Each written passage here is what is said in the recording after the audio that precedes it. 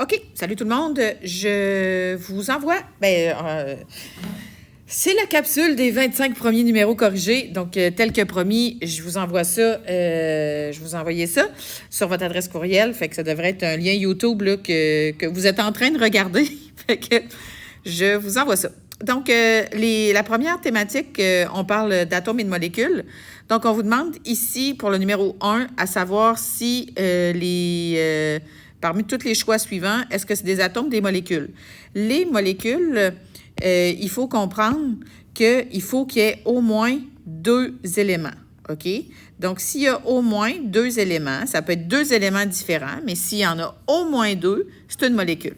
Donc, le NaCl, c'est une molécule puisqu'il y a 2 éléments. Si vous regardez dans le tableau périodique, on peut retrouver le Na d'un côté, de même, puis le Cl d'un autre côté. Donc, ça fait une molécule. H2, 2 fois l'hydrogène, une molécule. Magnésium, atome. Donc, si vous le retrouvez directement dans le tableau périodique, OK, puis qu'il y en a un seul, donc si vous retrouvez l'élément, puis qu'il y en a un seul, avec pas de E. Donc, si vous retrouvez l'élément dans le tableau périodique, comme le magnésium, c'est un atome. Hi, molécule, puisque c'est 2 éléments. N2, 2 éléments. H2O, 2 éléments différents, donc molécule. NH3, pareil. Donc, Cu, atome. Al, qui est l'aluminium, c'est un atome. H2O, molécule, on l'avait mentionné. O2, donc 2 oxygènes, c'est une molécule. Fer, c'est l'atome, vous le retrouvez dans le tableau périodique. Cobalt, pour du CO, donc c'est un atome, et du CO2, c'est une molécule. J'espère que ça va pour ça.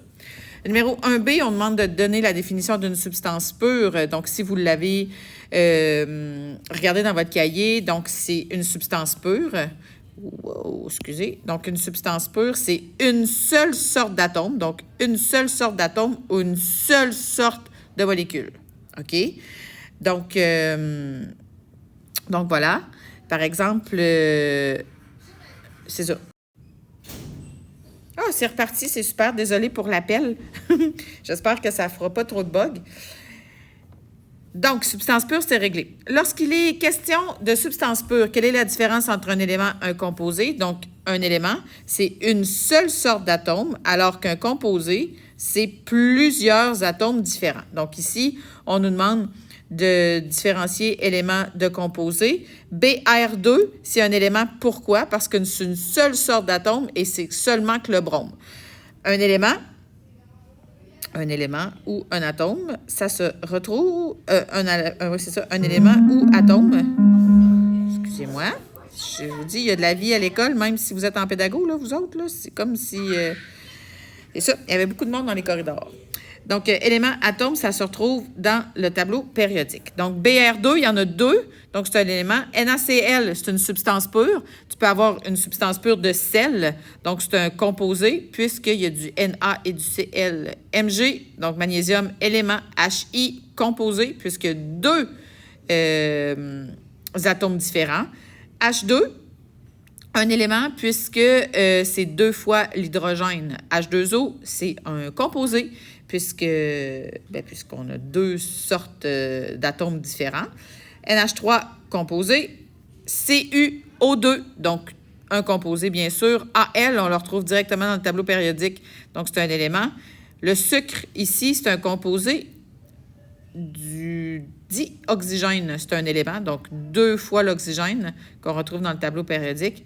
He, c'est de l'hélium, donc un élément. CO pour cobalt, élément. Et du CO, donc CO majuscule. La différence entre ces deux-là, c'est que ça, c'est du carbone et ça, c'est de l'oxygène. Donc, 2 éléments différents dans le tableau périodique. C'est un composé. Alors que C majuscule, O minuscule, c'est le cobalt qu'on retrouve directement dans le tableau périodique.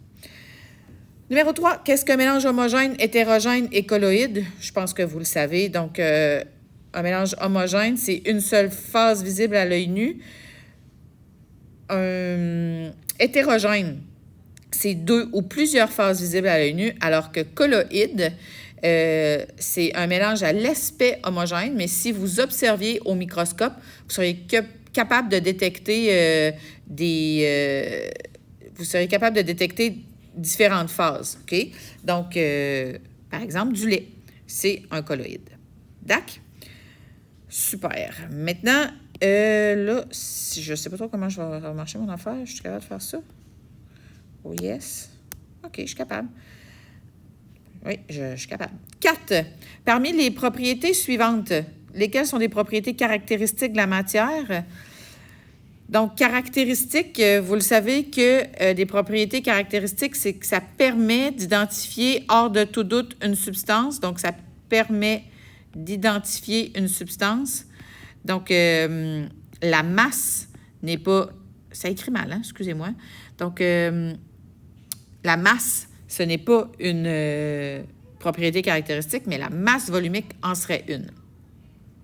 La température d'ébullition, la température de fusion, la solubilité, tout ça, ce sont des propriétés caractéristiques. Donc, l'eau bout, c'est une température d'ébullition, donc permet d'identifier hors de tout doute une substance. On sait qu'il n'y a pas d'autre chose que l'eau qui bouillerait à 100 degrés Celsius. La masse volumique de l'or, donc il n'y a rien d'autre que l'or qui possède une masse volumique bien précise, je ne la connais pas par cœur. La fusion, donc le plomb fond à 327 degrés Celsius, rien d'autre que le plomb qui fond à 327.